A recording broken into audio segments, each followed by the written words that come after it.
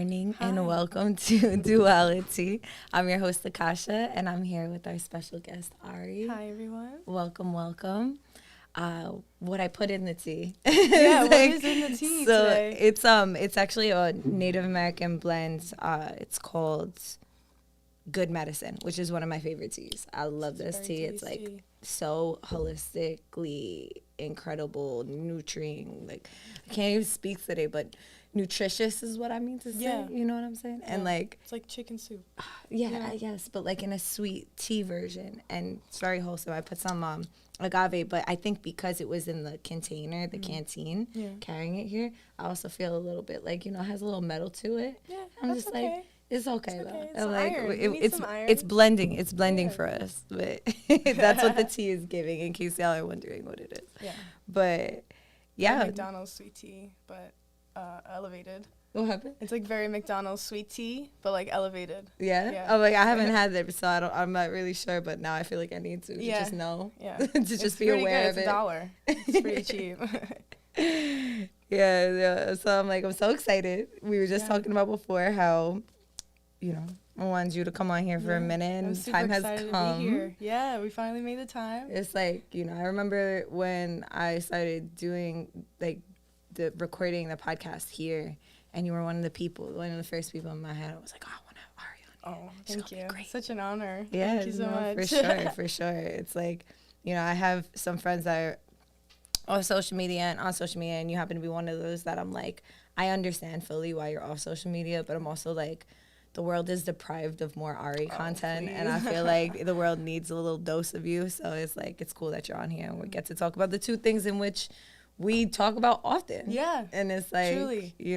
Anime and being a half-breed. So Word. like, just to classify being a half-breed, what does that mean? Word. It's like being two or multiple different ethnicities, and that's something that we both kind of like, oh, word, you like, we all get that similar look. A mixed person knows a mixed person. Like I looked at you, I was like, I feel like we are same. Like, there's something there. I feel like you looked at me, you're like, I feel like you're a little confused. I feel like you don't understand your identity yet. Facts, oh my God. And I'm like, I resonate with that. Yeah.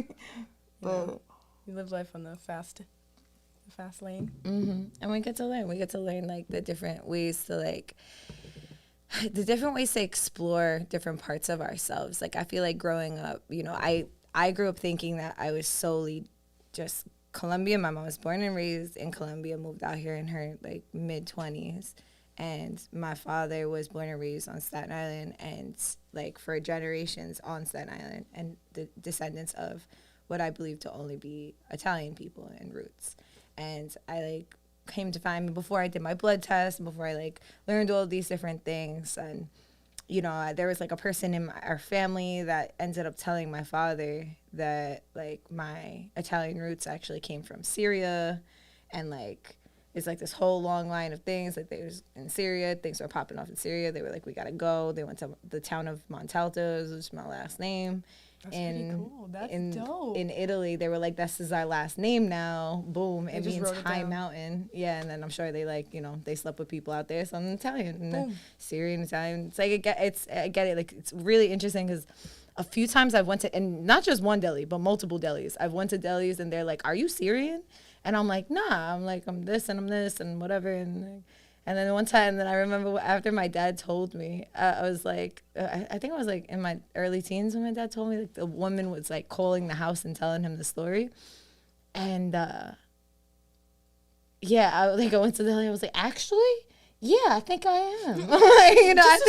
I think you guys are on to something. They always said because my eyebrows, because I would I don't know, they always say my Syrian eyebrows. So thank you, I appreciate it. I love it. But yeah, growing up like that, and just not knowing okay, I didn't have that Italian family in Brooklyn that okay, I have the Sunday sauce and it's super gumad type whatever. Yeah. And I didn't have that kind of experience growing up. Unfortunately, I did. My mom is super Italian, Sunday sauce, house clean every day. Don't know why she cleaning it, but it's the Italian lady. She fucking, she's got a crazy ass accent. My grandma is from Staten Island. She was born here. Her grandparents came here from Italy, like through Ellis Island and all this crazy shit. So it's like, you know, but my dad is Puerto Rican, you know, and I don't really, you know, talk to my dad's family or whatever. So that's where it comes from, where it's like, you know, because I don't look Italian, like I look some sort of Spanish. Yeah, so you definitely look more Puerto Rican. Yeah, without people a doubt. will ask me, you know, do you speak Spanish? And I'm like, Mm-hmm. I could go to the deli and be like, can I have some gabagool? Can I have a half-pound gabagool, please? The Italian shit, the important shit, please. The stinky meat. Yeah, that's what I could do. Yeah, but you know, it's hard because you know, like Italians aren't, you know, especially old school Italians, they're not really the most accepting people. They're pretty intolerant. Yeah, so it's like crazy. But it's you know, like I only grew up around like Italian women. Like a lot of the men in my family like passed away really early, or like, you know, there's just not a lot of them. Like there's so many more women in my family than there are men. And I low-key am like a little appreciative of that, because I never got that toxic Italian masculinity, you know. But it was always just like, I guess you could say it's even like toxic femininity, you know, where like you have to be, if you're a woman, you have to be clean. If you're a woman, you know, you have to be pretty. You have to, you know, like I started getting my eyebrows waxed when I was 9 years old because, you know, I was considered too hairy. You know, that shit's crazy, you know, a 9-year-old girl getting fucking hair ripped out of her face. Yeah. It's like, first of all, with our kind of genetics, like the combination of any kind of Latin, Spanish, and Italian is like we're hairy. That's thick, it. Thick and hairy. Absolutely, without a doubt. And it's like, I remember looking forward, like almost like being excited to like. I was so like brainwashed in a way of like what I needed to do. Like I felt like I wanted to shave earlier. You know what I mean? Like, oh, I need to do this. Like I want to do this sooner because I can't wait to not be called hairy. Yeah. Like I can't wait to not have it on me because like this is something that's super insecure. Like when I would like, you know, if your shirt would ride up and like on your back, if you had it in the school, you get made fun of or whatever the case is. And there's so many different spectrums of that. Like I really resonate with that and identify with that, like being the hairy. When like if I let my eyebrows go, like I'm gonna have a unibrow. My mom was bleaching my lip until like when I was mad young. Old. Like getting that shit waxed. And the thing was, it wasn't even white. It was like bleached, so that shit was just like white, yellow. Like worse shade. Now that I think back to it, I forgot. I remember I was so my mustache probably came in like first, second grade, and I was like, Ma, like, what can we do something about this? Looking at yourself in the mirror, like, how did I get hairy? Like I woke up one day and I was just covered in hair. It's just everywhere. For real. And it's just I feel like, but it's like a slow process. I didn't think anything. You know, just like, and that's something that society like really, really. It shows us. It's like I didn't think anything was wrong with the hair until I was getting made fun of it. Yeah, until you go to school, until you hit like middle school, and someone's like, "Yo, why do you look?"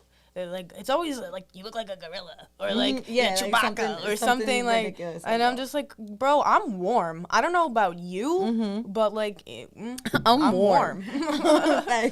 I'm cozy right now. Like, I was like, you have 7 jackets on. I'm living my best. So I have a light windbreaker and hair. A spring coat, if you will.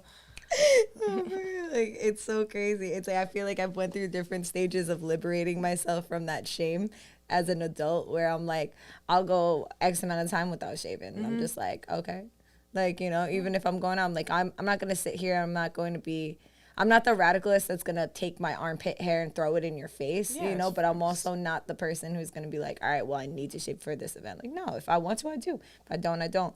But it took a long time to get there because of the shame and like embarrassment of literally just being in my natural self. Just it lives there. Like I don't know what to tell you. Exactly. It's like it's a false expectation of women in general to look a certain way and be a certain way, be polished and hairless. Yeah. Only, and then, like, if you really think about that shit, it's only because, like, all these companies, like, in the 50s, they wanted to sell razors to women because they weren't selling razors to women because women didn't shave their legs. And then they came out with all these, like, marketing campaigns and, like, all this, like, advertising bullshit that it's like, look how sexy you are with no leg hair. And meanwhile, like, you're shaving your legs, and now, like, when you don't shave them, like, you see the hair it's so much thicker now because your hair was just the leg was just hairless, you know?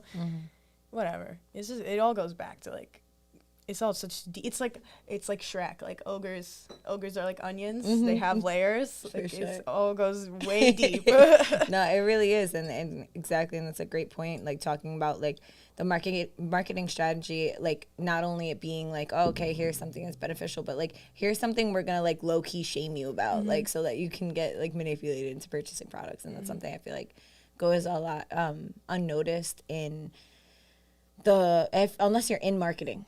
You know, or aware of it, or like diving deep into layers and topics. If you're just like a innocent bystander walking into a store, like, and you're just being manipulated by the store and like the what is the word with the C? Consumerism. Yes, exactly. That's surrounding you. Yeah. You ever see that movie? It's called They Live. It's a John Carpenter movie. Came out in like 1984. It's about like how it like low key boils down to like how all these like aliens are really like they are consumerism. Like they created consumerism to like manipulate like society and humans, and how like the 1% was really like aliens. But it's cool, you know, there's a 15-minute fight scene in it. Roddy Piper is the main character. It's really cool. I have it on DVD. I'll bring it over one day. I'm definitely down to watch really that. You're cool. the second person that mentioned this in It's a a good matter movie. of 24 hours. Like, Really? It's really good. Like, yeah, my friend of mine, I was talking to him, he's like, I'm almost positive, if I'm not mistaken, that he mentioned this too because I was talking about. And then John Carpenter is he's a really great composer, so all the music in it is super cool. It's like super 80s. Oh, cool. Yeah.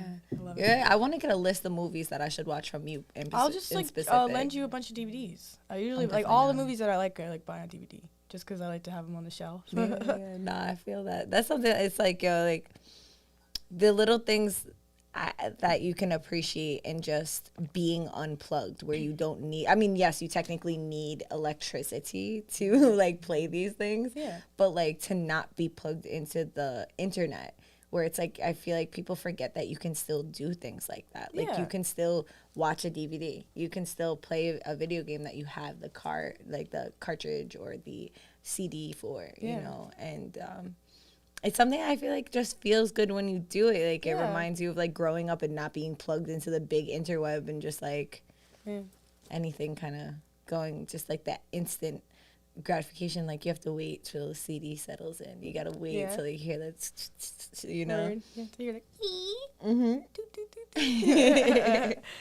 I love that though. Like I was in FYE a week ago or something in Pennsylvania. Yeah, and I was like in the DVD section. I was like, I want to get this, I want to get that one. I actually talked myself out of it just because I don't have my system right now, but I need to go get it from my mother's apartment. I have my like PlayStations and stuff that I need to plug in. So, but I wanted to watch like this movie like soon. So I'm like, all right, let me just do that. But now I'm like, oh, I should have went back. I wouldn't got it. But it's okay. Like I could always go back. The cool thing is like I am a little cheap, so I buy regular DVDs. I don't buy Blu-rays or anything because they're like $5.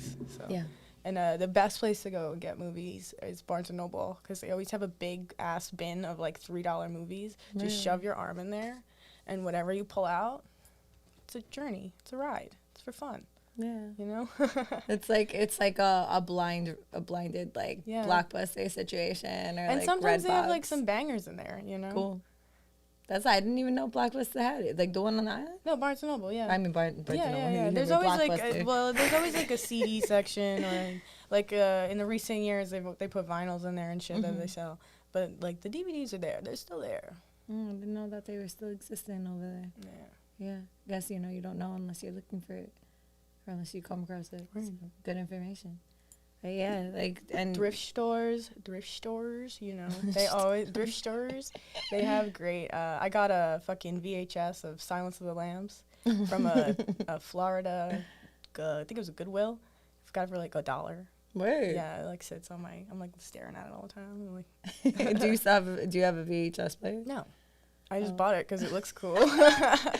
I have one somewhere still. Yeah, I'm sure my grandma has one, like in the attic. The sound of that, like I remember, there's nothing like, I was talking about it with my sister the other day. There's nothing like sliding your finger down all of the VHSs or DVDs. That's like that's childhood. Like I remember like sliding my finger down, like smelling the like dust and plastic from it, and just like, picking that. Okay, what movie are we gonna watch? Like that was the only way to watch movies. Like unless you just came across the movie that happened to be on TV that just, but it's so interesting how we're like, it's so different. Everything's Netflix, everything's streaming services. Something I really miss is the VHS rewinder, where you would put the VHS in the thing and it would rewind it for you. Because when I was a kid, I would like stand over it, like and watch it rewind the tape and like watch one side get bigger, and I'd be like, it's done. And then I'd go throw it in the VHS.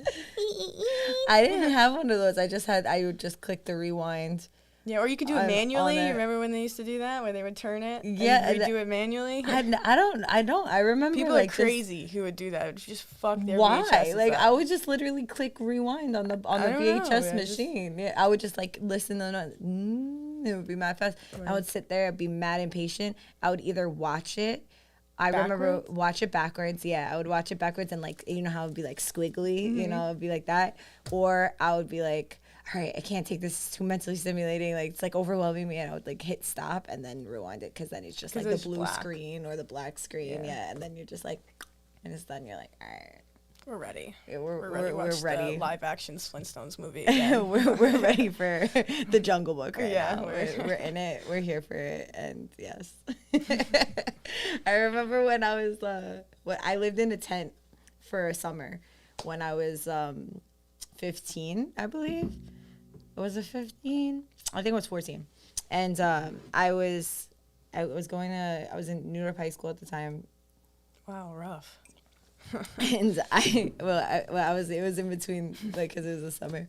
And I deadass sold weed out of this tent. Like that was my that was my tent. It was like hot. It was community. It wasn't like generally like a big operation. It was very much so like just my friends and just like support system of myself. And I remember going in my tent one day and my dad had put like this little TV. It was like this big. Aww. It was like my old one growing up that was in my room, this little tiny one, and it had the VHS in it. So then I would just like smoke and just watch like VHSs, and that was like people come knocking on the tent. It would be like, I'm like, you just hear Alice in Wonderland in the background. I'm like, zzz. Just a peeky hole.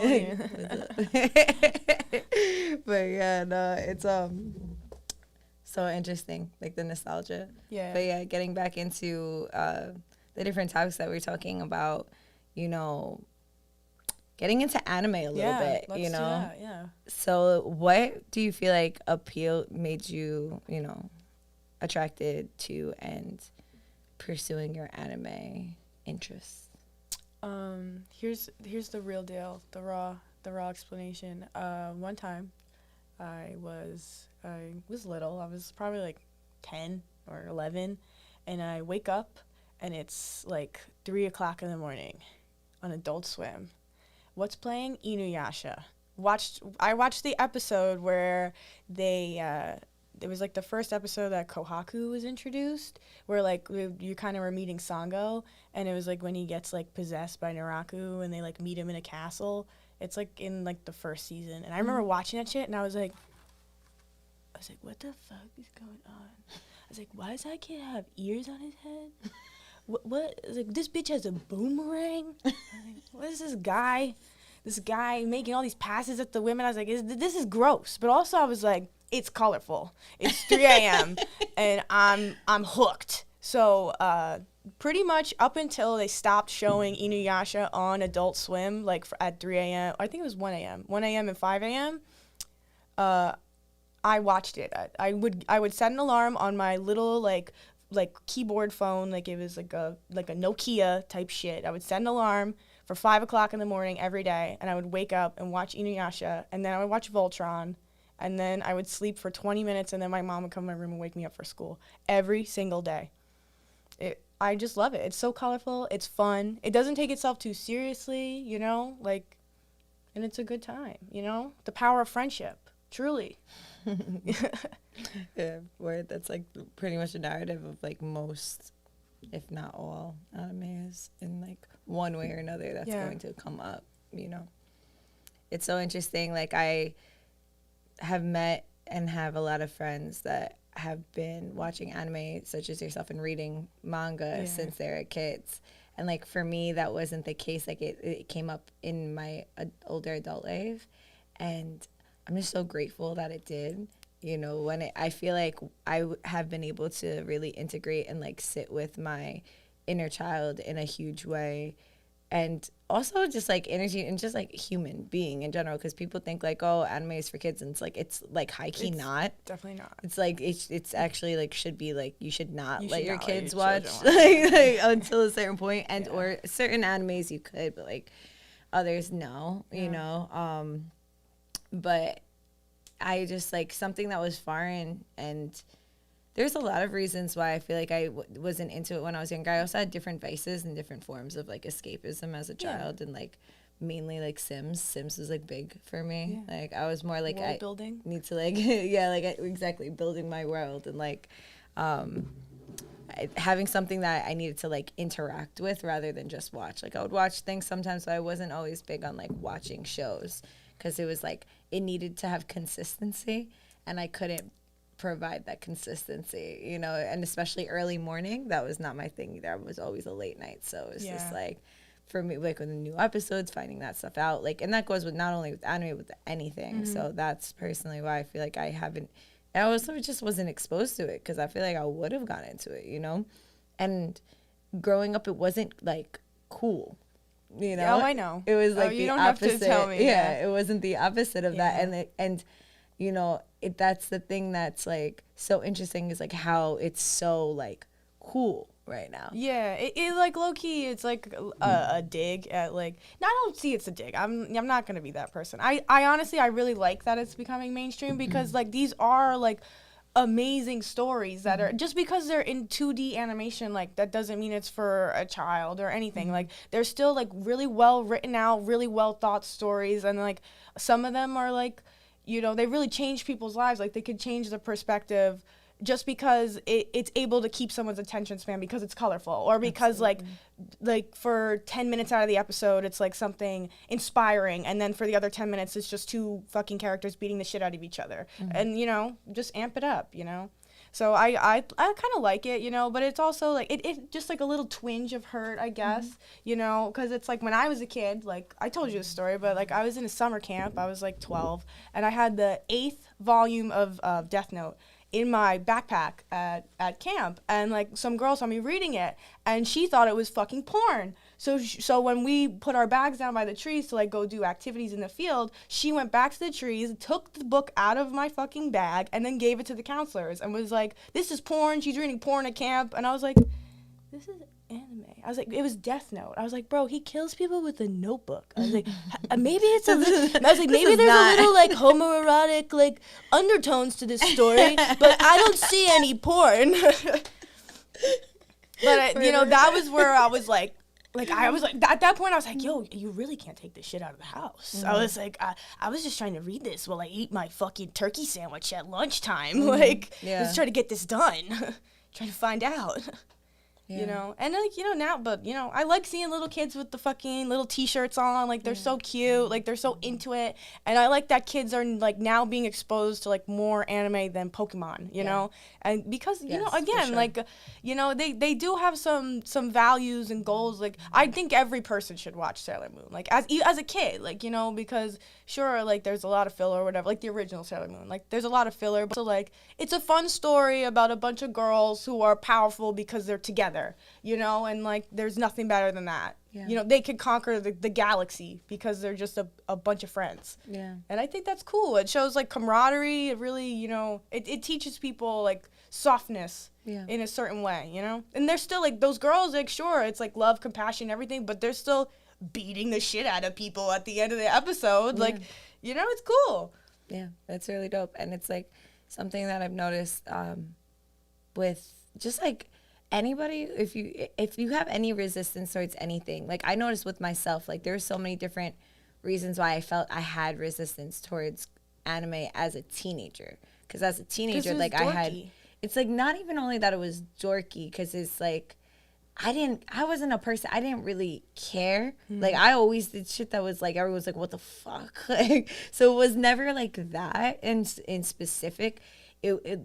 I guess a little bit of judgment of things that, but at the same token, because I did other things that were like kind of like dorky that like I still did because I wanted to, right? But that just wasn't my dorky thing I did, you know? And like that, but in particular, I realized that it's like you find it or it finds you when you're supposed to have it in your life. And like, I also, and this is for anything, if you have a strong resistance to something, you should like really dig deep into it, because it's like there's a resistance coming up for a reason. I noticed that a big resistance I had was like I felt like I didn't have time for me to invest in a imaginary world. Like I felt like I didn't have time. Like it was like it was like annoying to me anytime I would think of anybody that would like be like, oh yeah, I'm so into like this and this, and like and that was like their focus. It was an anger inside of me that I didn't even have the ability to do that because of like a need for like whatever emotional survival I was doing was it just looked different. So it came in the form of like a judgment, and I had to like unpack that in order to even understand, like, because I remember feeling like, why do I have resistance to something like this? Like, what? It's never done anything to cartoon, me. Bro. It does. Like, I loved Pokemon growing up. OD. Pokemon was very Americanized. Yeah, Pokemon. It was for, they wanted to market it for our kids too, and they did that. And it's look how popular it is. You know, like it's all about marketing. It's all about, like, at that point it was about selling toys. You know, and then cards and everything. And it's like, but even in like I have video games that were anime. Like I remember I used to play like Soul Calibur, and then there was like another one that was like this like operation like trauma response. What is it called? Trauma response. Trauma operation. Oh, Trauma Center. Trauma Center. Yeah, Yes. Oh, it was so good. I had the one for Wii. So did I. Oh my god, it was the best one. That game is really so good. Because I would get so stressed. So much anxiety. You're performing surgery. You're holding the remote. Literally, you're like, I need to keep this. I've never met anybody who's played this game. And then like the thing that would always get me is like the slashes where you cut when you cut them, and you're like, no, he's gonna die. I remember the pulling out the crystals, like those like crystals, you know what I'm talking about? Shards. And then you have to go deeper. You have to go deeper into the organ. And then you're like, okay, once you get the glass shards, you go deep in the organ. You have to find the blood. Oh my god. Oh my goodness. If anybody has a Wii still, Trauma Center. If Trauma Center is listening, make a new one. Also on the DS for Switch. Make one for Switch. We need it. They should. Oh my god! No. If they made it for Switch. Don't bring that anxiety back into my I soul. need it. Not the anxiety, but just like the game. I guess it's gonna come with anxiety no matter what. Yeah. But it's like, so yeah, things like that. Like I was so like into it, OD, and I was like, why do I have this? And it wasn't the actual anime itself that I had the resistance to. It was the concept of me centering something that can appear childlike, that is very invested in a fantasy world. And that's when I was like, wow, can I not be a fucking kid at any point? Like, and it's like, like, even if it wasn't like you sitting in your room watching, like listening to Japanese audio all day, it would be like, like Lord of the Rings or like Game of Thrones, like all that shit it's all the same. Like, it's all it just, anime niches. Just happens to be packaged like really pretty. Like it's beautiful. Like some of the art is insane. Like some of the animation, like you couldn't even believe. Like sometimes I'd be watching anime and I'm like, yo, it's literally art. You see one fight scene in an anime. You see one fight scene in anime. You're like, yo, this took people months to animate. Yeah. And half the time, well, now with anime, like they really try to be like spot on to like real martial arts, which is super cool. Like they're doing it's the detail about everything. Like something I love about anime. Like once I had my anime breakthrough, and shout out to Ariel who like really like helped me with that. Like she was like, watch Full Metal Alchemist. That's it. You need to watch Full Metal Alchemist. Once I watched Full Metal Alchemist, I was like, yo. Because I wasn't watching any TV at the time. Yeah. So I was like, yo, I can watch something. So like I can watch something. Let me watch it. And then I'm like, all right, let's see what it's going to be. Like fucking first episode, I'm not going to spoil it to anybody who wants to watch it. Did you start the Full Metal Alchemist? The original. Or you watched Brotherhood? Original. Oh, you watched the original? I watched the original. Did you watch first. Brotherhood? Mm-hmm. I like both of them. Chef's kiss. I like both of them. You also like, I feel with you specifically is like people need to recommend you more things that were written by women. Like I feel, like Full Metal Alchemist was written by a woman. Demon Slayer written by a woman. Demon Slayer is so written by a woman. And like, and it's funny because these are the ones that I like. These are the ones I resonate by women. most I'm telling you, yeah. Yeah. I mean, with the exception of Naruto, but Yeah, but Naruto is a cultural phenomenon. Like, and I feel like a lot of props to Naruto truly does not go to its writing. I'll say that. I won't go any deeper. I'm not gonna.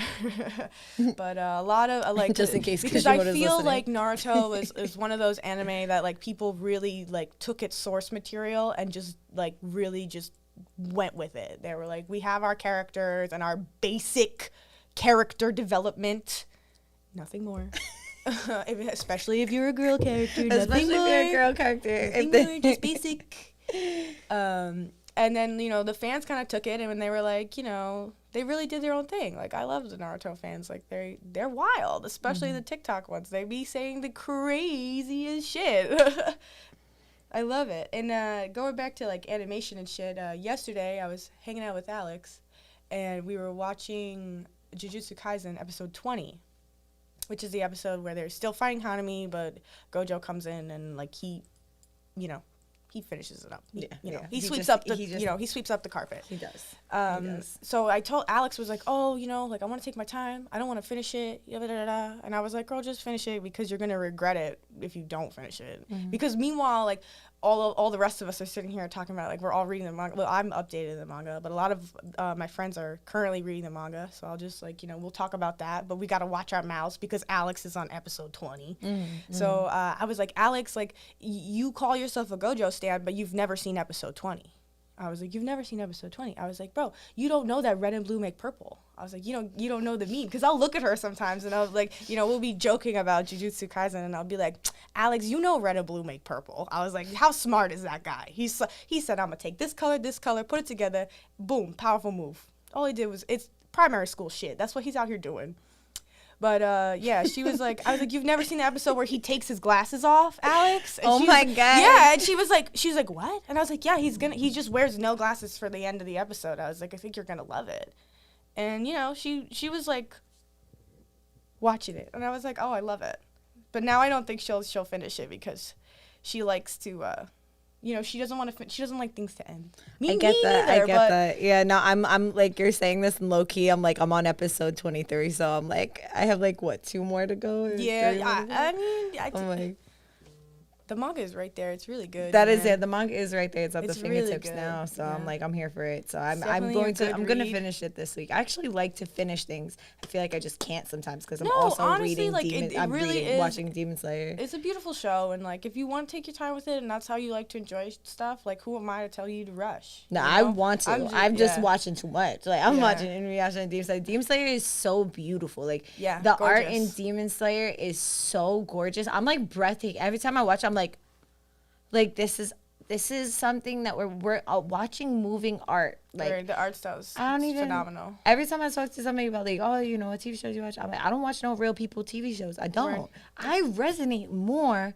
with anime because it's realer to me than watching people act because they're fucking lying. like that has like you know what I'm saying like if when they're fictional they can't lie they don't they know what I'm saying and the people who are there and their voices and whoever does the voices gets so invested bro like they become them and then you believe they're them and then you look them up and you're like that is not them that's not them at all. you know that you ever see Attack on Titan? You ever watch that? You didn't watch that yet? Well, there's like a speech that one of the commanders gives to the soldiers, and it's like so crazy. You be like, and he's like, they're like literally going to die, like they're running into a field to like get slaughtered, and he's just like, "Go soldiers, fight!" And it's great. It's great. Attack on Titan, I don't think you'd be a big fan of it. I feel like I've got recommended it a lot. There's like a lot of undertones of that story that are like it's like low-key fascism, like like when you get down to like the deep roots of it, because like when you're watching Attack on Titan like from the beginning, like once you get to like even the anime like season 4, like all the stuff that happened in the beginning like does not matter. It really was just like a puzzle. Like it was just like a puzzle, and now you figured out the puzzle and you're like, I'm not really sure how I feel about this, but we're here and we have to finish it. We watched Eren grow up. We had to finish it somehow. Yeah. But, it's cool. I liked it. I'm excited to watch. Like, I mean, I know I haven't watched Hunter x Hunter just because it's very controversial, a lot of different things, and I've heard, so I haven't gotten into it yet.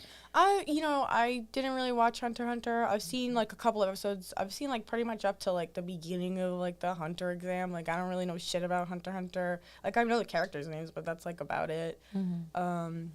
One manga that I'd recommend that you read, written by a woman, we love her. It's called Dorohedoro, and it's by Q Hayashida. She's great. Like a lot of her artwork is like based on a lot of black. Like she uses a lot of like black inks and like grays in her artwork, and like sometimes you're looking at the page and you're like, wow, like you're like, I didn't know people could put this much black on a page and it looked like a picture. It's really awesome. That's and like cool. yeah, the story's pretty cool. It's about like sorcerers and shit. Like there's an anime for it, but I didn't watch it because I don't like CGI animation. Like it makes me uncomfortable. Like it hits that point in the uncanny valley where I'm like, why is this 3D? I'm like, it's drawn like it's 2D, but the models are 3D, and it's just creepy to me. Yeah. I just don't like it. I understand. I feel very similarly about anything that's like 3D animation in the anime, especially anime bracket of. It's just not. I don't know. Maybe. It's just not supposed to look like that to me. It doesn't feel like it doesn't feel like it's supposed to. I remember when things started becoming 3D, I was already uncomfortable with it. Yeah. But then there's a different dimension. I took a break from anime when a lot of shit was like really being pushed out, like pumped out, like CGI. Like every month there was something new that was like CGI.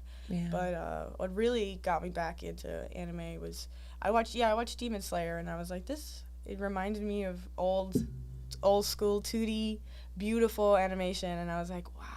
It's like it's the way, like it's the layers the of the art. It's also the colors. They're so beautiful. The episode when the demon doctor, like that when the first thing that just like took me completely. Like I mean, the art in general has always been amazing, but the episode where the demon doctor gets introduced, I forgot her name, but when she does the spell with the scent. And then you just see like the flowers, and it's like 3D, 2D, but like it's just done right. It's like layered, it's well integrated, 2D, or like however it is. It's like a different, like I think it might be a different like frame. However they do it, it literally seems like Dalia, hey. It literally seems like, oh yeah, you met her. I was like, oh, word. What's up? Yeah, it's literally like it was this like. I don't know. I felt like I could smell the flowery scent that was coming out of it. Smell it. It's gorgeous. It was totally so beautiful. Gorgeous. I was just like, oh, I'm so happy I'm watching this right now. And like I've never experienced that with like pretty much anything else, like art wise, like feelings wise. I've watched movies and different things that have made me feel that way. But like art wise, I've never felt so like, wow, I'm inspired. Like I actually want to draw it. I want to paint. Like it's absolutely inspiring. And I think that it's like something that I feel like I resonate with, like, and why I brought it up before with for people who've been like long-term anime advocates, and then like all of this new wave of so many different people coming in, like and give some of it's just trendy, and then some people are like genuinely like, oh my god, I'm so excited I have this introduced. Mean, even if it is trendy, it's like even if you think it's trendy, it's like you're exposing yourself to a different medium, and like even if you're just like, even if you don't plan to stick with it, or even if you only plan to watch one anime, like if you see Naruto and that's your anime and you fuck with it, then like who am I? Like if you don't feel like watching more anime, girl, like you don't have to. But it's also like there's so much more out there than the now stuff more that's like super than you were. The stuff that's super like out there. I feel like it's built to like the spiritual trend, and like that's what I think is really interesting, because I feel very similarly with that, where it's like at times it's been like triggering that people are like amplifying things that I was made fun of for so long, like, and like shamed and put aside and casted out for, and like the same people are like really just like going into Spencer's and buying a crystal, you know what I mean? Like, and so they don't do anything. They don't even wash it. Yeah, they don't know what to do with it, and it's like I'm seeing the same trend with like people with anime, like people who've never watched anime but get an anime shirt because like the way it looks, because everybody's wearing it now. Also, like a lot of this, like this is drip. you know. It is drip. We look at her. Absolutely. We love her. We do. Little sleeve. Oh, it's this side. Little sleeve. No, it's so dope. Says, and it's the back panels, too. Oh, yeah, the back. Oh, the back panels. Like, you're trying to show it, like. It's pretty cool. Mm-hmm. Still. The iconic Tomie. The painting. We love her. A queen. Yeah, I'll defend Tomie to the grave. Just leave her alone. You should have never fell in love with her. That's your fault. And, I mean, she is a conniving bitch, but you should have just looked away. Leave her alone. Leave Tomie alone. She's gonna come back. She said no escape. I don't know what you guys didn't get about that. Like, what? Oh, the story of Tomie is so interesting. Yeah, she's pretty cool. I love a lot of Junji Ito stuff. I like that, you know, he's a really great artist. Like, especially if you've read, like, his short stories when he was, like, you know, his beginning short stories, you see the way that his, like his art, like, literally has changed, like, through the years. And, like, now he's, like, even now, like, he's releasing stuff, and it's incredible. Like, he just released Censor. I haven't read it yet, but it looks pretty dope. He was reading it himself. He was reading it himself, or someone was reading it in like one of his like shorts that he has on his Instagram. He has like these little like videos he posted. He's so cute. I love he's him. so cute. He's adorable. I like love him so much. Like he's just so in it. And he's just so like, you know. You know, he used to be a dentist, like a dental assistant, right? Oh shit. Yeah, that makes sense. He like really liked the way like mouths looked and like teeth looked, and he thought it was like gross. He just liked gross shit, so he just. He's like, yeah. I mean, it was perfect for yeah. For We what love he does. him. Yeah. Like the horror manga is like really cool. It's so something so interesting is that every time like you're gonna turn a page, you're like, oh, what is gonna be on you're the like, next what am I one? about Oh to my see? goodness. Mm-hmm. Am I about to get traumatized? Yeah. It's pretty cool, you know. I'm excited for you to read Gyo. Yeah. Especially like, you know, Gyo doesn't really like hit you until you're like, oh, this is about global warming. You're like, fuck, shit. Mm-hmm. But I've also been reading a lot of shoujo manga, which is like girly manga. Like I'm reading Revolutionary Girl Utena right now. It's pretty gay, love it, love it, love it. It's great. It's about Always here for the game. Yeah, it's about this girl. Her name's Utena, and basically like. I'm pretty sure her parents died or something like that, and like it's like the intro to every good anime it's ever. like, you know, she meets it's like there's a series of events happen like when she was a kid, and she like meets this prince and was like, one day I'll come find you, and then she turns like 16 and she gets a letter every year like with the same stamp on it from the Rose Prince or whatever. And then they end up sending her to this like school where in the letter he was like, you'll find me here. No, the postcard of the letter was the picture of the school. So she ends up going to the school, and she gets into a duel, and this guy is like, oh, because this dude is beating up on this girl, and she's like, stop that. And, you know, they get up into a duel, and she ends up kicking his ass, and then the girl is what they call the Rose Bride, and she has like the sword of Dios, which is like, it's like inside of her, like she's like the possessor of the sword, and the sword only answers the master, and the master is the winner of the duel. And it just goes on and on and on, but it's super cute. And, you know, eventually 2 cute girls, one with purple hair, one with pink hair. It's really great. I'll probably lend it to you. It's really great. Yeah, I also just bought Paradise Kiss, which I plan on reading next. Have you ever read Nana or watched Nana? No, but I think I've seen Paradise Kiss somewhere. I think I've seen. Yeah, it's an anime. Yeah. Do you have the manga? Yeah, I just bought the 20. I think I've seen that in the store. They opened up a new store in the mall. I don't know if you're familiar. Yeah, I went there. I went there. They like. I had like a funny experience in there. Like I went in there and I'm looking at shit, and I was looking at Platinum End, which is the new manga written by both of the people who did Death Note. Oh. So both the artist and the writer. So I was like, you know me, I love Death Note. I have to get on this. So I went in there, and they only had the second one. So the guy's putting books on the shelf, and he's like literally putting books on the shelf. And I was like, hey, do you happen to have the first one of this? And he goes, everything we have is already out on the floor. And it was like kind of rude, and I was like, okay, dude. I was like, all right. I was like, because you're clearly putting books out. You could have just been like, whatever. So, and they never have anything. So they never have anything good. Like, I went there like one of the first days that they were like opening and stuff, and I was just like, great of a selection. I was just having that exist. I was like, this is crazy. Love the toys though. So much. So they many had cute this section. toys. Oh my goodness! In the back, the merch section is phenomenal. Yeah. It's huge. It's great. It's like I was like, oh my god, I need this Appa plushie. I'm like, chill, you know. Right. But we love it. Yeah. I don't know. I love the like anything that's like, and that's like to take a look, like even what we were saying before. It's like I find that I know for me when it comes to like more of like crystals, metaphysical, trending, like it can be triggering, but ultimately I'm just happy that it's out there more. Yeah. And I feel like, you know, long-term anime advocates can also like kind of feel the same way. I agree. Or potentially just be extremely triggered.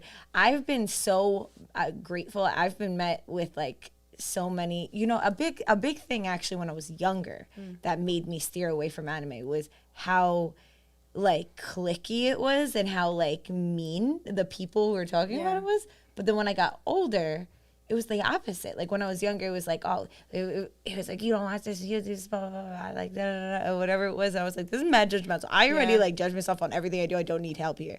And then when I got older, like it's like, I don't know, like I've been really blessed to meet and talk to people, whether online or in person, like that are just as excited, if not more, you know, to like express and put me onto things rather than being like, oh, you're just getting into it, like, or oh, you just watched Dub, or oh, you're just doing this. And it's like, you know, I personally have ADHD. I definitely put on Dub a lot, but I do watch Sub too. Like, I don't, you know, I don't hate, because sometimes, like, you know, people want to lay in bed and watch anime and they can't fucking, like, they need glasses, like they can't see, like they can't see the TV, they can't see the subtitles, so just watch it in dub, like, and then you get attached to the voice, and like I was like, oh, like, I feel that way with Inuyasha. I've never seen the sub of Inuyasha.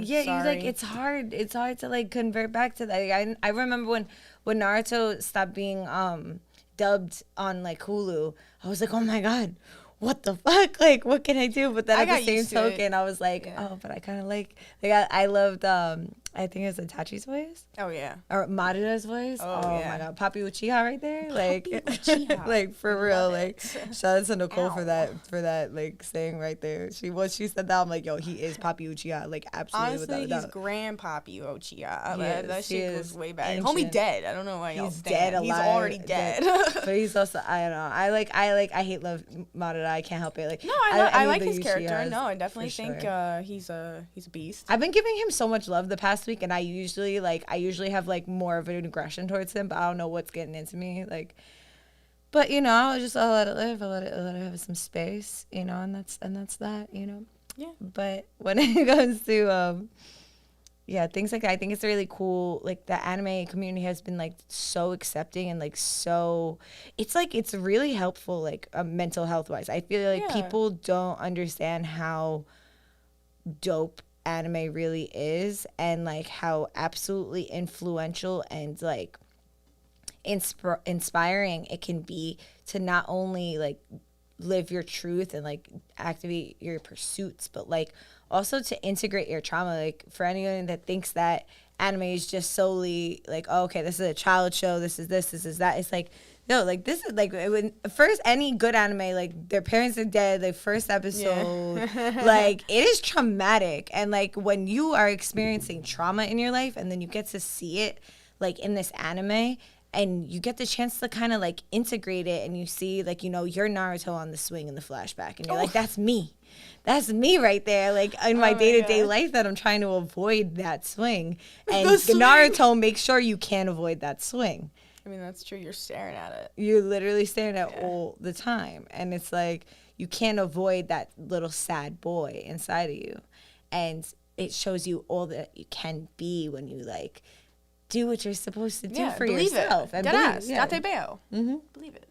Honestly, just believing it and then like living it and walking into it. And that's what everything, I feel like no matter what it is that you do, if you just really stand behind yourself, like, and have that confidence in that, like, even if it's just like whatever, like, even going back to the other topic of like being a half-breed, like, it's like, you know, that's how it kind of blends both together. Like, watching Inuyasha Yeah, it's sad. be a half breed, half demon, half human. They never gave him the ball. They never gave him the ball. They didn't care. They didn't care for him to be part of anything.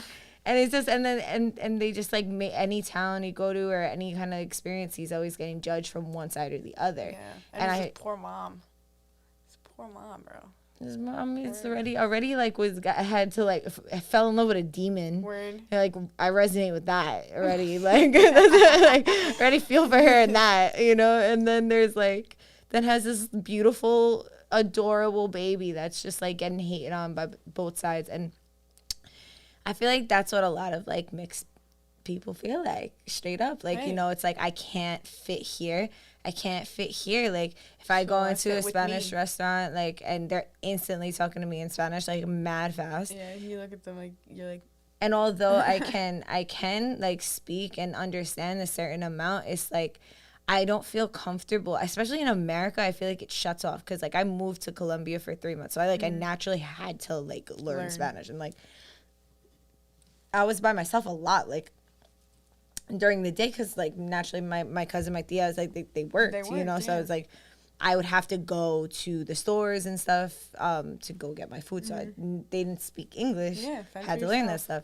But when I'm in America, it's like it shuts off, and I think that has to do with like trauma growing up. Like I feel like there's this link that like I wasn't taught Spanish like straight on, like from birth. You just picked and it up. I picked up like some, and like some I was taught, and other I wasn't. Like I remember growing up with my abuelita used to watch, and she didn't speak a lick of English, so like I have to like know enough to be like, all right, I'm hungry, like to her, something, you know. Like I would be playing video games, and she'd be in the room, like taking over my room watching Telemundo. Like that was TV kind of mad loud. Yeah, OD loud. Like getting her hair and makeup done every day to go nowhere. Like that was just, to sit in the house. Yeah, and it's like having that experience is like, okay, like I always felt like inadequate that I didn't speak Spanish fluently. Like anytime people like look at me and like is like, oh, you speak Spanish, and I have to say no, I always feel like defeated even just saying that. Even though it's like half true, but I rather just say no for them to shut up. Like it's quicker because if I'm like, oh yeah, sometimes then it takes a longer time to have that conversation. And they're like, oh, just do it. And it's like, yeah, if I could just do my it. Brain gets mixed up. Yeah. My brain gets mixed up. It's in there. It's like I understand why other Spanish-speaking people would want another Spanish-speaking person to speak Spanish. It's important to learn your language, but like not everyone has the ability to, and there's also like traumas and different life situations, and not everybody's brain like adapts to language as easy than others. Some people are really good with language. Some people learn 5 languages. I'm like, I have a hard time understanding English. Yeah, and it's also, you know, the American structure. Or it's like everywhere else in the world you go, everybody speaks at least 2 languages, right? And that's natural. And it's like here in America, if you do speak another language, you're shamed for it. Like you see like Spanish people being shamed, Russian people being shamed, you know, all these people speaking their language. And it's like, why are they being shamed for being smarter than you? Yeah. Just because, like, you know, like nobody in your family speaks a different language. And or even that, like, where it's like our school systems are not, you know, they're not enforcing the need to speak another language.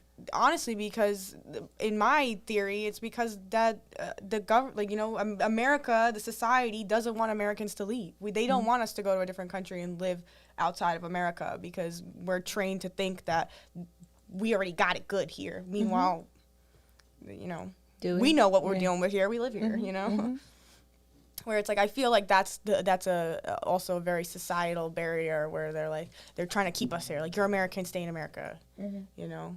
But it's like, who the fuck wants to live here, bro? Like, I mean, like apparently everyone else who also is buying the illusion, but it's like, I mean, there's so many things. Like, yes, we have it better than some people. Yes, it's true. And then do we have it less than a lot of people? Yes. Like, it's just a matter of like gauging that. There's so much though. Yeah. And then there's so much in every country. Yeah, so much everywhere. Like, so it's like, you know, like globally. Even if you went somewhere else, it's probably shitty. You know, there's that's probably life. some low key things. The only place you're gonna be happy is on an island by yourself. Like, you know, you're the government. You're the only person there. That's why you play Animal Crossing, and you really like get into that. How's your island? How are you doing?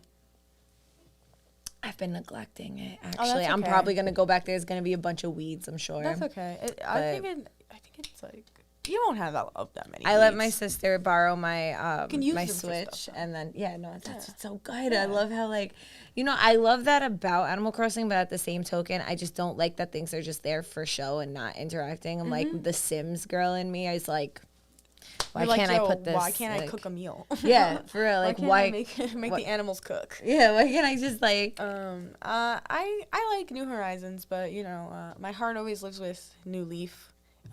New Horizons has its benefits. I'm not one of those people that's like, New Horizons sucks, go play New Leaf. I'm like, I like decorating and shit. I like that you can put shit outdoors. That's pretty cool. But I miss like having, because the appeal of New Leaf is more like you're a person in a town, not this is your island. Like, New Horizons is very much, this is your island, do whatever you want with it. Meanwhile, the other Animal Crossings were like, you live in this town and you're going to do stuff for it. Like, in New Leaf, you're the mayor. You got to do all this shit, and, you got to get your town rating approval up. You got to talk to the villagers. The villagers come over to your house. Like, they literally are like, hey, can I come over? And then you're like, sure. And then they're like, what time do you want me to come over? And then you set a time on the DS. And if you're not online, when they're trying to come to your house, like in real time, they'll get mad at you. They're like, you weren't home. Well, I tried to come over. You said 5:30. So I remember one time I was playing, I'm serious. I was playing New Leaf, and I invited Agnes, if anyone knows her. She's a little pig. She's super cute. Mm-hmm. She was like, can I come over? And I was like, sure, Agnes, come on over. And it was like, I said, you can come over like 5:30, because I was like doing stuff. And then it's like 5:20, and I look at my phone, I'm like, Agnes is coming over. I was like, where's my DS? Agnes is coming over. Yeah, it's cute. Did you make it in time? Yeah, of course. Okay. Agnes came over. We had a great time. Well, I'm happy that you got to get there in a timely manner. Find your DS in time. Yeah. It's like it's the little things that you could find, the little niche things and community. Like I like when we were talking about too, like with anime, the detail. The fact that in I forgot what it was. It might have been Death Note, where I'm not sure if it was, maybe it was, but I remember looking, and in the background, like there was ginkgo trees with ginkgo leaves falling off, and I'm like, not only is the art beautiful, but it's accurate. Yeah. And the details are accurate, and there's so many different little things that like. The amount of time and effort and attentiveness that goes into anime. Yeah, art is work, man. Oh my goodness. Any type of media or any type of art is work. Which is just like, I don't know. I just feel like it hits different. It does, like in the Japanese culture and community of anime, like it's the depth in everything, and and you can see the little details in other animations and things that aren't anime necessarily, but like. I don't know. It's just like I literally like teared up when I seen a ginkgo tree. I was like, that's like, cause like ginkgo, like especially for the fact that like ginkgo biloba trees in Japan were one of the only things that lasted after the atomic bomb. Whoa. Yeah. That's pretty crazy. So it's like beautiful. The resilience between that and Japanese white oleander. Mm-hmm. So those two things, and those are remedies that I work with. For homeopathy, and like so that's why I acquired the knowledge on that. So when I seen that in the background, I was like, there she is, like she's the resilience of you, and just like the impactful meaning, because it was a scene. I forgot exactly. I just remember it being like a feminine and masculine, like coming together, like having conversation, like on a bridge or something, and like the ginkgo leaves falling. I forgot which anime it was. I was watching a bunch at the time. But yeah, and I was just like, oh, and I just gorgeous. Like I appreciate these things, and I feel like that's like, especially anybody that's like really detail oriented. Like I strongly encourage anyone and everyone to watch an anime, even if it's just one, even if you feel like whatever resistance you have, just like put them on pause for a second. You don't have to get into Naruto or Fullmetal Alchemist on your first one, although I would recommend Fullmetal Alchemist especially for your first one. Yeah. At the same token, like a Death Note, something that's shorter. Yeah, Death Note is very something psychological. If you're like into like constant movement and like shit happening, like definitely watch like a fighting anime. I like to recommend One Punch Man to people because it's pretty funny. It's cute, and it doesn't really, there's not like a consistent plot, so you really can't get confused. So it's like, I guess it's better than recommending everyone I know to watch JoJo's Bizarre Adventure, you know. It's really long, definitely a journey with that one, an adventure, if you will. Yeah, that's on the list, JoJo's. Yeah, bro, I'll have to do that with you. I don't think you'll get through it by yourself. Oh. Yeah, only because it's like it's just a lot. Like when you first start watching JoJo's Bizarre Adventure, like if you have like any like sliver of information about it from anyone or even just the internet, you start watching it and you're like, this is what y'all been talking about? And then you get a couple episodes in and you're like, okay. And then you finish part 1 and then you're like, okay. And then you watch part 2 and it's a completely different motherfucker. It's a completely different JoJo. It's like there's a whole slew of these motherfuckers, definitely. And you're like, what? What happened to the other JoJo? And then you find out what happens to him and you're like, oh my god. And then you're hooked, you know. It was the sexy vampires for me. I definitely came for the sexy vampires, but I stayed for the spirit ghosts, you know. Mm-hmm. It's so funny the different things you catch yourself saying when you talk about anime and like with people, and like something that I love that has helped me, and I've talked about this on a previous podcast, is like I can hyperfixate on things, and when I'm hyperfixated on an anime, it's like it's so much more beneficial than being hyperfixated on a person or anything like that, because like I find that like I was also there's so much like it's like your hyperfixation could never end. Exactly. There's so much things that you can dive deeper into. So many things you can learn. And even in like this particular of like what I'm talking about is more like even anime crushes, like, and having like these don't like get me started. like little experiences. like I noticed that who was your first anime crush? If we're gonna go there, let's see. Who was your first anime crush? Scar from Fullmetal Alchemist. Wow, that's classy. Yeah. That's super classy. Oh, I love him. Oh, wow. Classy? You would say classy? I would say I'm pretty toxic for that, but, you know. I mean, turns out in the end, you know. I mean, girl, my first anime crush was Mello from Death Note, the chocolate guy. The blonde chocolate guy. Kisses. Okay. We'll never forget what you did, Mello. We'll never forget what you did. You helped us. Mellow? Okay, I can see that. Yeah, I can see that. Yeah. Chocolate boy. Mellow is cool. Yeah, I can see that. Yeah. All right. And I mean, to be honest, guys, if Mello wasn't there, then Nier would have never figured this shit out. Mm-hmm. There was a reason why there was 2 of them, and like L could have done it on his own, and he did it, but he was too slow. That's why. But Nier needed Mello to finish that. Death Note is too much, bro. Death Note is a lot. Don't get Death Note is a lot. Have you ever read the companion novels? No. There's one. It's called Another Note. It's like low key like a murder mystery story, and it's about you remember Naomi from the beginning? Naomi is the blonde, long blonde. There's you remember the guy Ray Pember that he kills on the train? Yes. His fiance that comes looking for him. And she meets Light and is like, oh, you know, I'm looking for my fiance, blah, blah, blah. And then he's like, oh, you are? He's like, I'm the police chief's son. You could come and talk to me. And then he gets like mad information about her, and then he eventually kills her. Like she's like an FBI agent. I feel like I do know. I feel like I'm seeing like glimpses of like and he makes her kill herself. So basically the scene is like they're standing on a street together, and he's like reveals that he's Kira, and she realizes that, and she's like, oh fuck, but then the death note kicks in, and then she just literally walks and goes and hangs herself.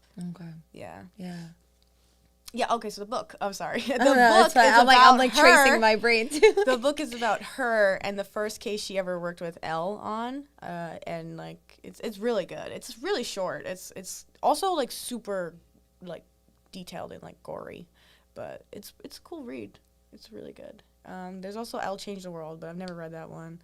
I think it's just like a retelling of like some parts of Death Note. Yeah. But it's cool. I love it. And then there's the one shot that came out last year. Did you read that?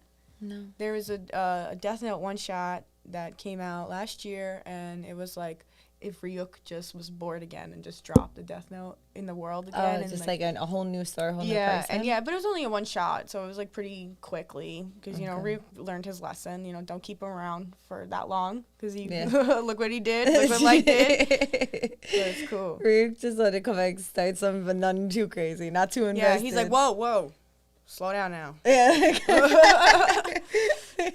But he's so funny though. Like he's such. I love that he loves apples. I love that like the whole concept of Shinigamis, Shikigamis. Shinigamis. Yeah. Shinigami is Jujutsu Kaisen. Oh, okay. Yeah. I'm mixing them. That's the spirits that they summon. I'm mixing them. Yeah. But yeah, like it's so. It's so interesting. I love the fact that it's all rooted in like Japanese culture and history too. Yeah, like it's cool. Like it's coming like the folklore super, is like, coming into life and like super religious. All the religious imagery in Death Note. Mm-hmm. Yeah, for sure. Yeah. Yo, are you finna come to see the Jujutsu movie in December with Absolutely. the whole gang? I'm like ganging up. Like I'm probably gonna where the whole like theater. just any movie that is. I don't know where they're gonna show it. They haven't like released tickets yet, but. Absolutely. Yeah, without a doubt. Yeah, it's about the prequel, the like pilot chapters. But they're about Yuta. You haven't seen him in the anime yet. He don't come in the manga until like hundreds of chapters, like 100 chapters in. But he's pretty dope. He was like, you remember when Toto came to the school and he's like, where's Okosu? He was in the beginning. He was looking for one kid, and they were like, he's not here. Yeah. That's who is the main character of the pilot. Okay. It's good. It's cute. I think it's gonna be a fun movie. I think it's gonna be gorgeously. And they talk about it in the anime. It's called they called it the Night of the 100 Demons, where like Geto came and he like released all these cursed spirits and killed a bunch of people. And like that's how Toto became a semi-first grade sorcerer, is because he like killed 5 cursed spirits during the night of 100 demons. Mm-hmm. Yeah, and that the prequel is about that. And that's like when they're all talking about like the rumors of him. They're like, oh, you know, he big, he's scurry. He killed all these demons during that night. Yeah, no, I understand what you're saying now. I'm excited to hear to watch that and to see what's to come of like. The only anime movie I've watched in the movies has been like Pokemon. Respect. I saw the Broly movie, the Dragon Ball Z Broly movie a couple years ago. That was the only one I've seen in the theaters. Yeah, and I was gonna go see the Demon Slayer movie, but like, I don't know. I didn't know the Demon Slayer movie came out. Even before all this shit, I always thought movie theaters were OD dirty. Yeah. I used to go to movie theaters with like my pants tucked in my socks because I'm afraid of bed bugs. Like. Mm-hmm. Crazy, so I usually hate going to movie theaters anyway, so I was just watching it at home. Yeah. But I'm pulling up to Jujutsu Kaisen movie because ain't nobody gonna spoil this shit for me, even though I already read it. But I want to see it. Yeah. You know, I think it'll be a fun time. Yeah, for sure. Definitely let me know. But yeah, who else is your anime crushes? Oh man, let me think. I really love Nanami from Jujutsu Kaisen. He's a stand-up guy, really solid. I feel like, if I was like, yo, I'm hungry, we'd go to a fancy dinner, very expensive. No, I like it too. Yeah, you know, he's a solid guy. Mm-hmm. You know, he's nice. Cool cat. Who else? Let me try to think. Wow. I've like repressed a lot of my anime crushes. Wow. You're not a Goj? No, really? He's a whore. I mean, no. Let me, because I'm gonna get attacked. Okay, here's the thing about him. I respect him. Mm-hmm. Okay. He's just literally the truth. He's the strongest, crystallized form. He said he's the strongest. I believe him. Mm-hmm. But I don't want no part in that. You know, leave me alone. You know, he's for y'all. He's not for me. Okay. He is for the people. He's for the streets. He's not for the streets. That is true. Yeah, it's like confirmed that. It's just that if you are a Kakashi fan, you are a Gojo fan. Like it's the same thread of like emotional unavailability and immense amount of power that we all like share and trauma bond with. The thing I like about the fact that those characters are so similar is that they're so hot. Different. No, they're so different. They are very different. They are very different. Like especially in their like personality and like Gojo's is a dick. He's literally just an asshole. I say this like to all my friends, and they're like, "We don't care. He's sexy." I'm like, "Yeah, but sure. You know what? Have your fantasy, Mom. But not for me. Have your fantasy. But old blue eyes ain't getting to me." Yeah, he's like creepy when he does his West, but at the same time, it's so beautiful. It's just like time slows down, clouds. Bro, he just bends, like, he can control space. Like, exactly. How is that not attractive? I mean, I feel like if it was anyone. I don't know how it's not attractive to me. Yeah. It's just not. It's such a, yeah. It's like, I don't know. Maybe it's the arrogance for me. Like, why? It's so much arrogance. Like, but we were watching that episode where he does the hollow purple. He literally destroys half of a forest, and then he goes, "Yay!" Like, that's what he says right after he destroys half of a forest. He's like, "I don't know if I killed it, but yay! I stopped it." So, I didn't remember that. I feel like I disassociated from that part, which is like unfortunate. You just saw showing how toxic I'm responding to the purple shoot into the woods. I'm only like, it's so fresh in my mind. I just watched it last night. Yeah, I watched it like a week or 2 weeks ago. But yeah.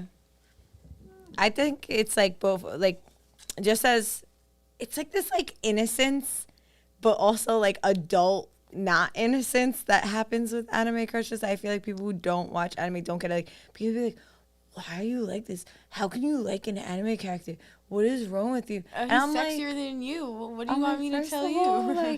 And I don't know. People like sexualize it to be more of a thing than it is, and I'm like, honestly, it's just you get so invested in these characters. It's a whole world. It's like asking people like why they think I don't know, Legolas is hot. I don't know. I think Legolas is hot. Back in the day, I guess Lord of the Rings. That's the only one I could really think of right now. So I don't find anyone hot in Game of Thrones. I hated Game of Thrones. I didn't watch it. I hated that journey. Don't watch it. You'll really hate it. I can't stand the way they talk. It's so annoying. Not even the way that they talk. Just like everything about it is clear like disregard for female characters on the show and like female storylines on the show. Just like that hurt me. And I was watching Game of Thrones like as it was coming out, and I got to like season 4 and I was like, this is just not what I want out of the show anymore. Like, I'm not enjoying it the way I used to, and I don't feel like I have to sit on the on the train as it's going off the track. I could just jump off the train. So I did. So I stopped watching Game of Thrones. A lot of people hate me for it. My boyfriend hates me for it, but let me live. I hated that show. Right. And I'll continue to hate it. To cycle back to the half-breed topic before we conclude the podcast, something that I find that, and that I've observed in others that are like us, that have multiple ethnicities and maybe like a disconnect to one or the other. Like, for me, it's a disconnect from my father as well. Like, he's not of this earth anymore since I'm 17. And then also, even when he was, it was very disconnected to source from like origin. Like, it wasn't like, he was very Americanized, and there wasn't really like any kind of like, okay, here's our history and our traditions, really. As much as like my mother being fresh from another country had, and even in that,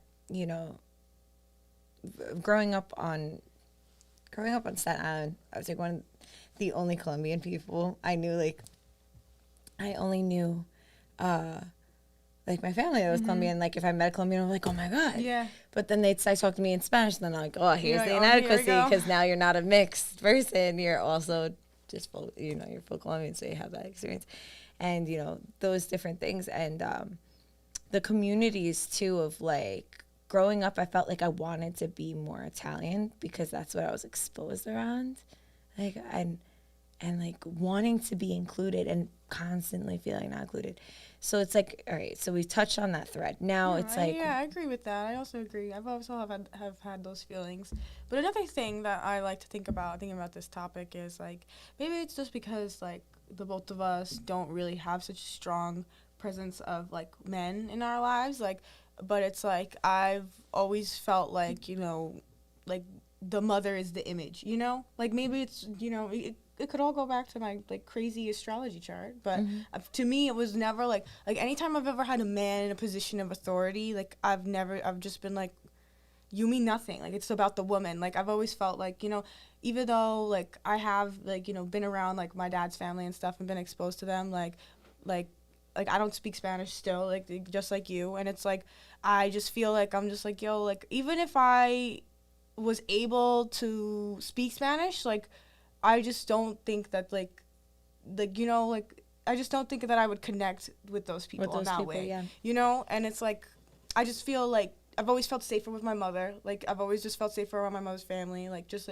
not safe, but secure. Like, and I've always felt like, okay, this is my family, you know? You know, I guess you kind of feel that way. You can get it. I also feel like throughout this experience in life, that whether we chose or we're experiencing or however it came about, is there's like a superpower in not being included, because there's a certain strength and resilience that you get when you are not, for real, like there's that you get when you're not included or accepted, because you don't feel comfortable anywhere. Yeah. So you have to find even where if you you're were accepted, the initial rejection would still make you feel uncomfortable. Exactly. And it's like, and you get to like see people also for who they are, like really embodiment, not to villainize people, more just like embodiments of their trauma, because everybody wants to be included in something, you know, and where you get to like really, like, what if we were accepted with open arms into all of these different things? Like, that does a lot more comfort, you know, if nothing grows in comfort. Yeah, so it's true. Like the amount of like learning and understanding, it's also like the bridge of being able to communicate. I feel like also as a mixed person, as a half breed, I have been able to go into spaces and be an advocate for both ends and being like this voice of reason for both. Well, here if you don't understand a person here if you don't understand a person here.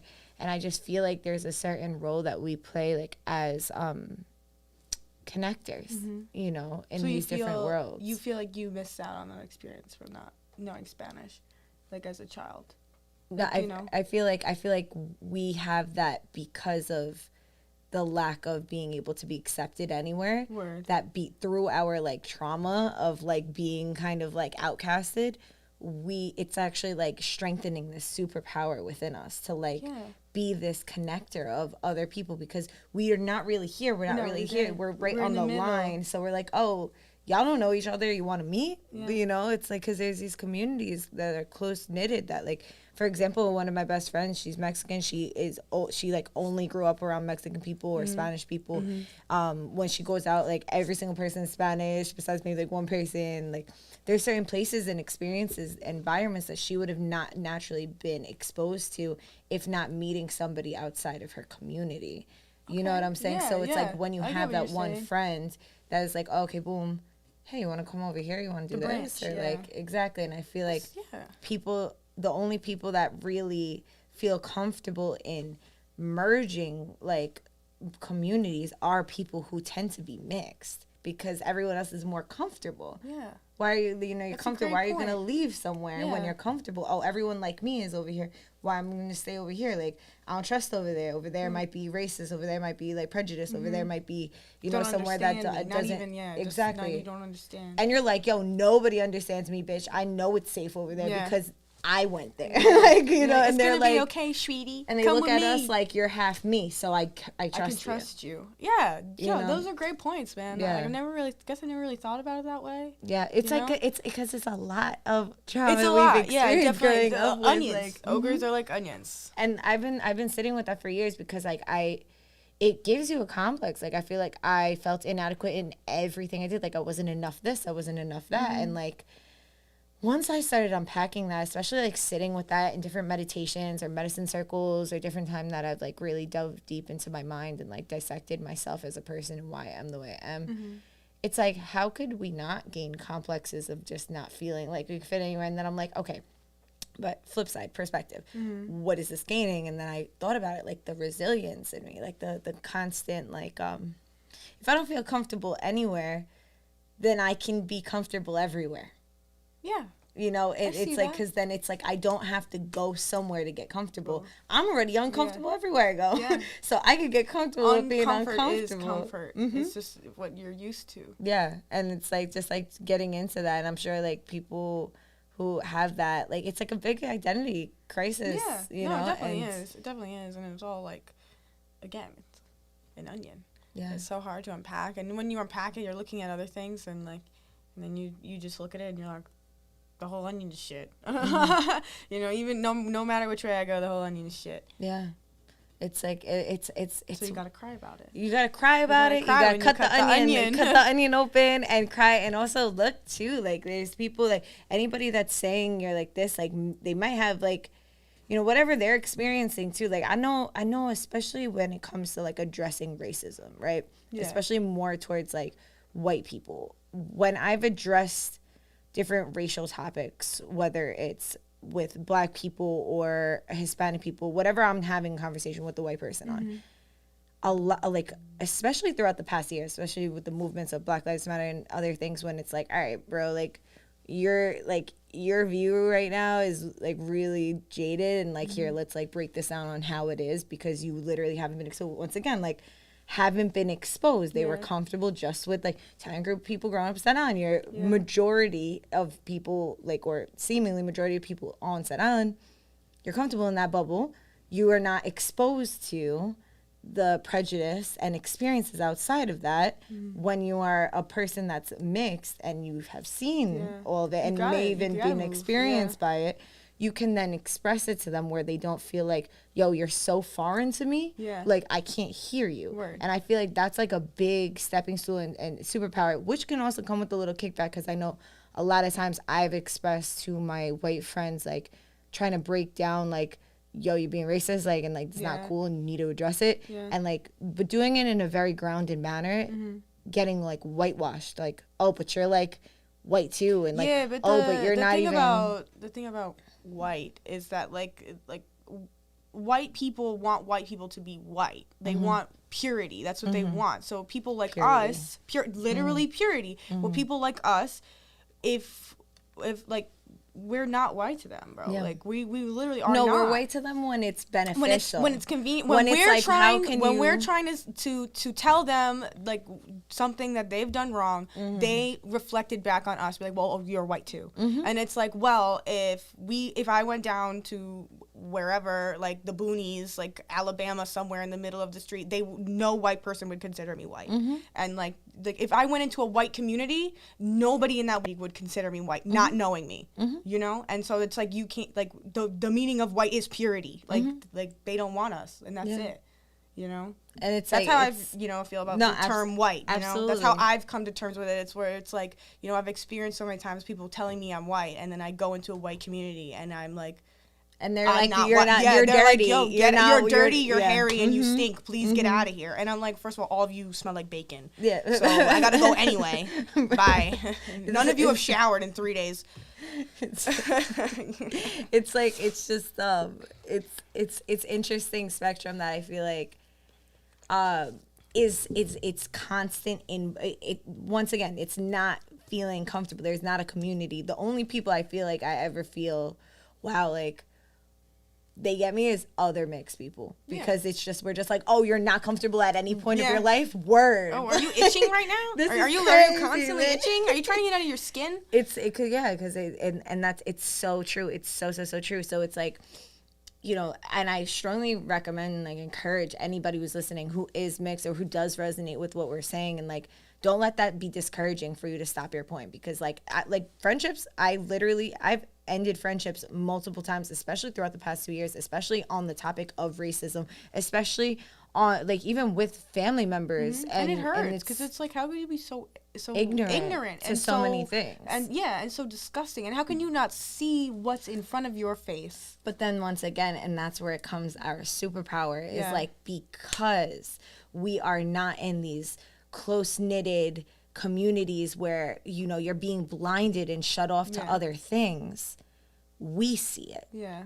Who knows if we weren't, say if we're, like, full something, you don't know, because there's plenty of Spanish people too also that have prejudice, and, like, there's so many different things, and, like, and so many, everybody is to everybody, really, reality is, and there's certain people that suffer more greatly and have suffered more greatly, and that do need more, like, reparations and attention to be mindful of. And it's just it's a topic that's can be uncomfortable for people, but something that needs to be had and to be understood, especially anyone who has been struggling with that in their life and needs to be validated in the fact that, yo, you're not alone.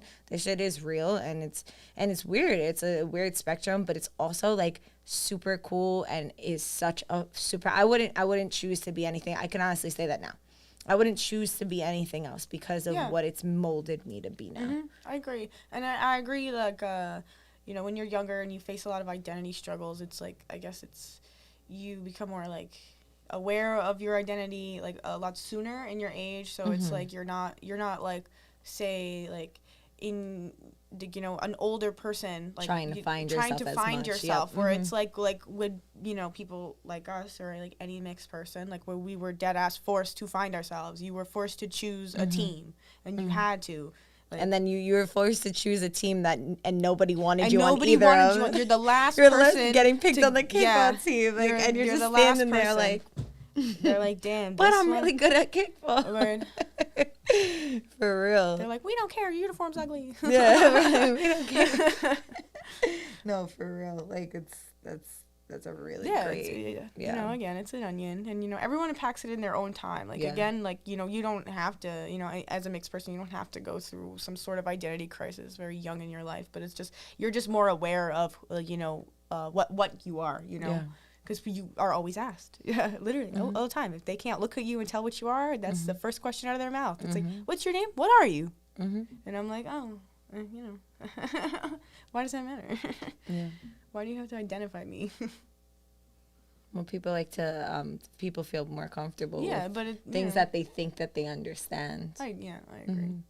Like, that's why I feel like when it's like a stranger, I'll be like, well, what's it like? You can tell when someone's like where their motive is. If you're like talking to them and you're getting to know them and you're excited to like learn more about them, it's a different energy than like, hi, what are you? Yeah, you know? Yeah, definitely. Yeah, and people always guess mixed people wrong. I've gotten Egyptian like my whole life. Bro, people used to think I was like Filipino. Like in high school, they'd be like, "Are you Filipino?" And I'd be like, "Wrong island, wrong island." Yeah. So for all the anime lovers and the half-breeds out here, like, just know you're not alone. We're out here doing life. Yeah, the best just way gotta we know exist. how. You gotta float in the ether, always. And looking at our, you know, our development and the way we were born and who we are, like, was perfectly designed for what we're meant to do and the people we're supposed to connect with. Absolutely. As without that, then it would be much more difficult to, you know, connect and be the bridge and the binder to so many places and spaces.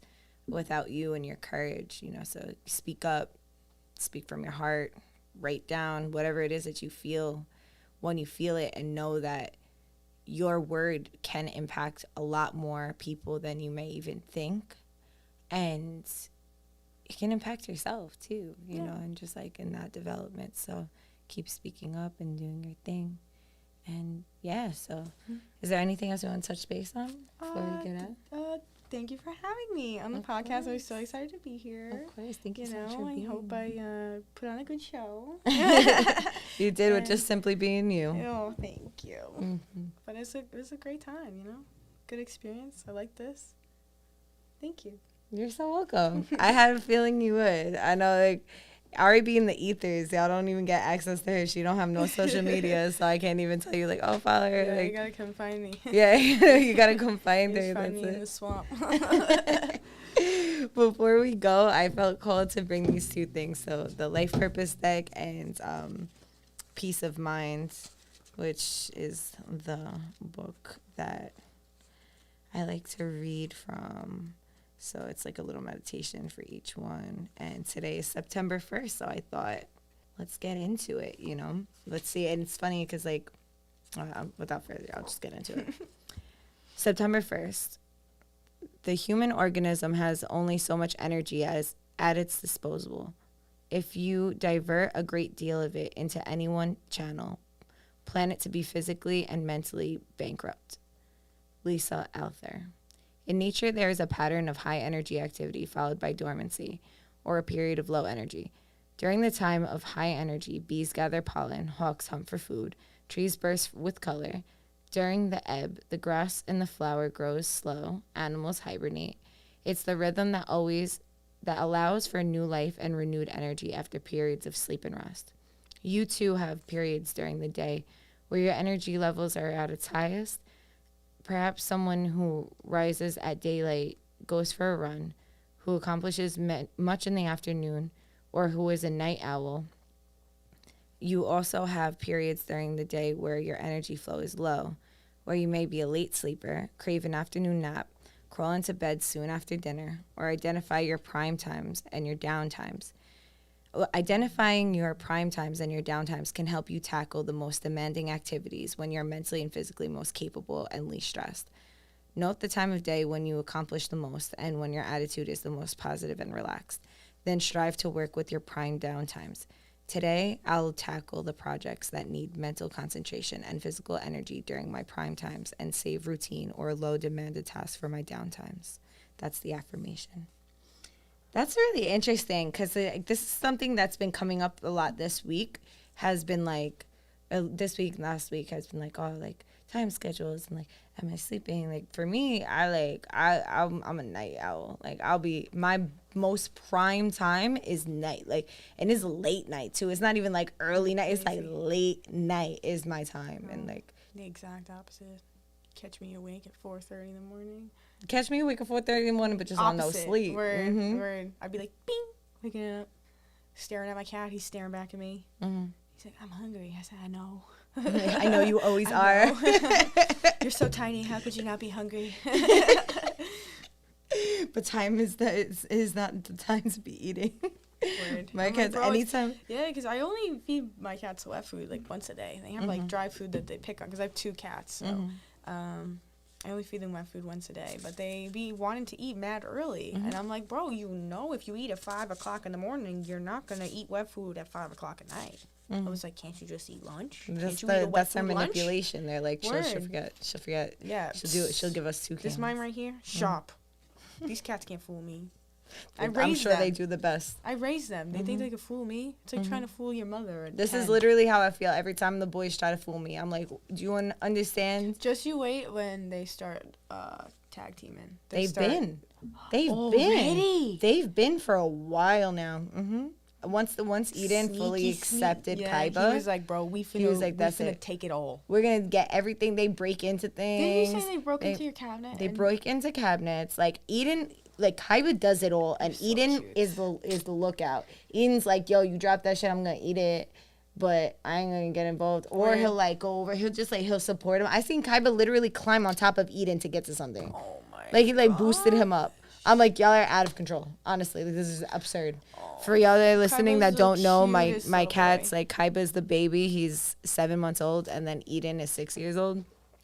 And they're absolute chaos, but I love them so much. They're so good together. They're so funny. Yeah. They just fight all day and lick each other and clean each other all day. Do you find that getting Kaiba kind of restored some use back into Eden? For sure. Yeah, because I always say that to a lot of people. I feel like it restored. He's an old man cat, so you know he's gonna get upset sometimes. He's like, restored it, but also at the same token, I feel like he's more lax now in other ways because Eden was very active. Like, he's got a lookout. Yeah, like Eden was very active. Eden would like run around. He would be begging me a lot more for food. I was very, very, very surprised that Eden came up to me. I feel like now he's more like he's chiller. Like I feel like it helps with his anxiety. Because he's got a little buddy to let him know when the danger's coming. If you have a cat, you only have one. Please get 2. Cats need a friend. They really do. They just need one friend. 2 cats is way easier than one because they keep each other busy and they won't chew on your shit. Yeah, or you have your moments. They're like, all right. I mean, they usually just fuck with each other once you have 2 of them. That's true. Unless one of them, like Eden, will be like, all right, you're annoying, I'm going, and then Kaiba's like, word, let me just like. My cats will argue with each other. My big cat Ramen, he will just whine. Like you would think, like he's 25 pounds, bro, and my little cat Jojo is probably like 3 pounds. Like skinny little long guy. So Ramen he just pushes him down. Like they don't, you know how you see them fight, like your cats, they fight on top of each other and they roll around. No, my cat just goes doof and just pushes him doof, pushes him over. I'm like, you're bullying your brother. Step it. He's just sunning him. Deadass. He's just sunning him.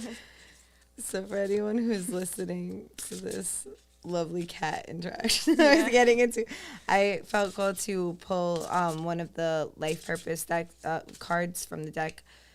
When I was leaving my house today, I seen it was like, yo, and I was like, all right, so I pulled it. Yeah, it's like right now I feel like I'm getting one of those low energy times. I feel mad sleepy right now, but this is why I'm gonna start doing like another podcast at night, because I feel like you guys are gonna get different energy from me too. Yeah. The after show, the DualiTea after show. After dark. So for everyone who's tuning in and is open to receive a message, what is the message that is needed to be seen? A builder. I've literally never pulled this card from this deck. Your innate ability to build and create brings you a deep sense of accomplishment. Gorgeous. I feel like I barely looked at myself this entire video. Like we've just been straight in each other's right here. I've also been giving you this, but I've just been looking at myself the whole time. Wow, that's I told you, like funny. I'm You're wearing so sunglasses because I have an issue with cameras. Like I stare directly into the camera. It's really creepy. Like I can't stop. Like it just calls to me. I have to stare at the camera. You just you know it's there. So you're aware of it. Yeah, I'm hyper aware of cameras at all times. Well, thank you so much, Ari, for coming on. I know it won't be the last. When me. I have the DualiTea at night is a little bit more. I will drink a Red Bull. Haven't had Red Bull in years. I will drink a Red Bull to come on your after show, baby. It's gonna be a little like spicy what we're gonna do. Like certain episodes, it might like add certain things into it. Might potentially have like some sake. Might potentially have some herb, like something different. Like because I'm always down for a little after show. Yeah, so it's gonna be a little like a little bit more loose up there. Yeah, like, it'll be fun. We can open up the topics. Yeah, for sure. I think it'll be a lot of fun. Well, thank you so much for tuning in, everybody, and next week I won't be, or I might be tuning in from another country, but we'll get into that one. We'll cross that bridge when we get to it. But thank you so much for tuning in, and have a great day.